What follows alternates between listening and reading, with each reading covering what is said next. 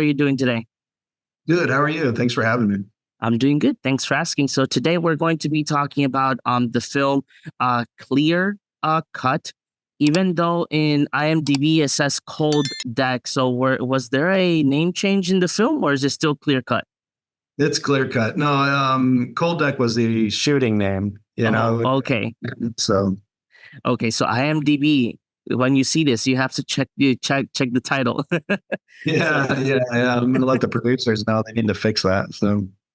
so Brian, you directed this film, and going off the bat, wanted to know what inspired you to grab and be part of this project. I was approached and asked to do an action thriller, and so they kind of opened the door and said, "You find the script." And so I read a lot of scripts and kind of narrowed it down to three or four and sent those to the producers. And they came back saying this is the best, the one they liked the best. And really my elimination process has a lot to do with does it, can I do it for the budget and the time of how much time I have to shoot it with? I mean, because a lot of scripts, it opens with an armada of helicopters flying towards the Viet Cong. It's like, I'm not going to, they're giving me 15 days and the budget's not huge. I can't accomplish that. But so you go out and you try to find things that you can accomplish for the budget and the time you have to shoot. I narrowed it down. I thought this one was great because it allowed me to open a lens because we were out in the forest. It wasn't like my locations were going to confine my shooting style, and so I could open a lens up, get really big shots, feel the forest, and then the thriller aspect of it. I thought Joe did a great job on building us a nice foundation of a thriller. So Yeah, I wanted to ask because throughout the story we do follow the character Jack, and Jack has a quite sad past. Like that we don't give that many details, like that people can, when they see it, they can how do I say, be surprised with that past. Was it your plan when you got to the editing process to jump in like certain key points of the film to jump into the past? yeah, I mean, flashbacks aren't my favorite device. That's for sure. It wasn't, it's not like when I write a script, I'm like, oh, let me put a flashback in. Don't do that. But the way Joe did it was great because you get to a point in the thriller and the action that would drive you through the flashback, and then the flashback would be informative enough that you'd be like, oh, that's why he's doing what he's doing. And so the flashback became a nice device to use within the story. And it really just came down to timing. So yeah, it was always planned to be edited that way from the start. And wanted to know, because you mentioned a key point on films, that it's budget. I did notice, and this came up while watching the film. I did notice that you used a lot of like digital CGI aspects in the action set pieces. Was it in regards to that you couldn't use, like, let's say, the conventional like pyrotechnia effects due to that you were located in a forest, or was it more of a budget constraint situation? Most of the pyro effects are actually real. Oh, okay. There, there's a few shots that are enhanced. There's a shot where Clive is in a hole that was enhanced, and then the trailer exploding.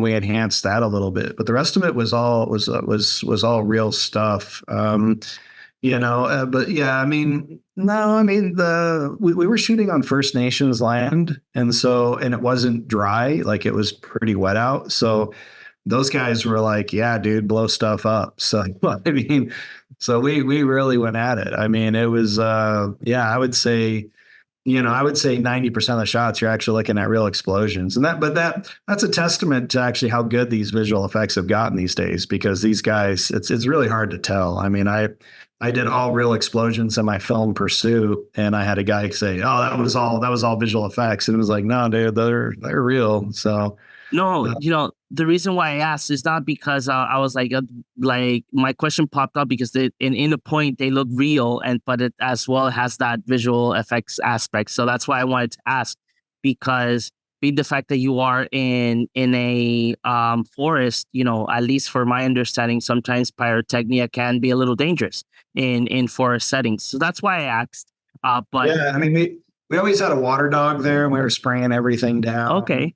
and we like wet it up a lot. We'd wet everything, and yeah, so we had, we took all the safety precautions, and definitely the special effects guys were top notch. I mean, they knew what they were doing. So And how was it working with the cast? Because I gotta say, you have a very nice ensemble. You have Alec Baldwin. I've seen Clive in other works. As well, you have Tom Welling and Monroe. You have people that have already been in this place in Hollywood for countless of years. Especially, I just love the scene where Jack and Tom are fighting, or Tom Welling fighting. I was like, yes, it's Superman and I don't know, and maybe the villain in this case.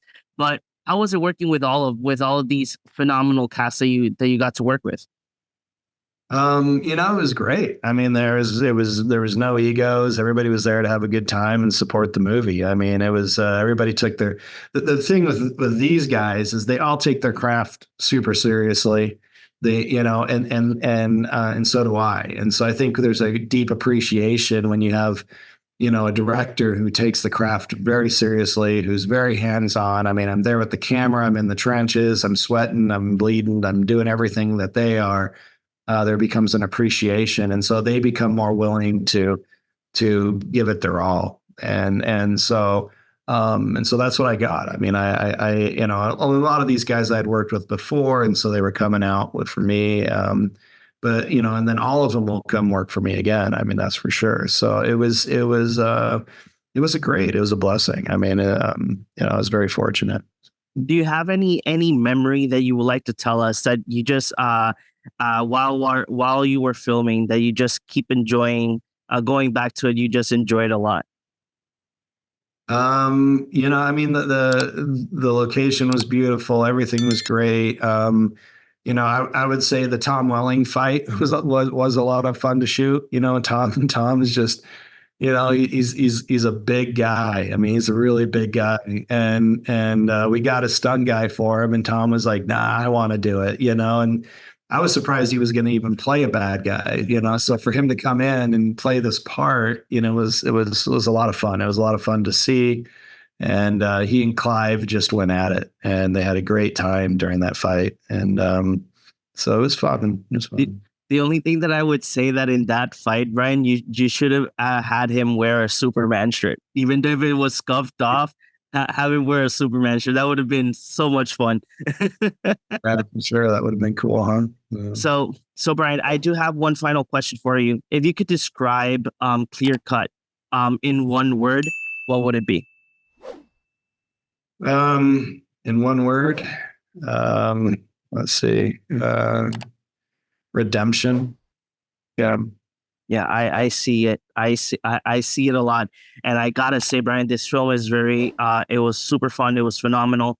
I hope that everybody enjoys it when it releases. And Brian, I hope that I get to speak to you once again here, maybe in another project or any other work that you do in the future. Yeah, anytime. Thank you for having me. Take care. You too, Brian. Take care and thank you very much. Bye bye.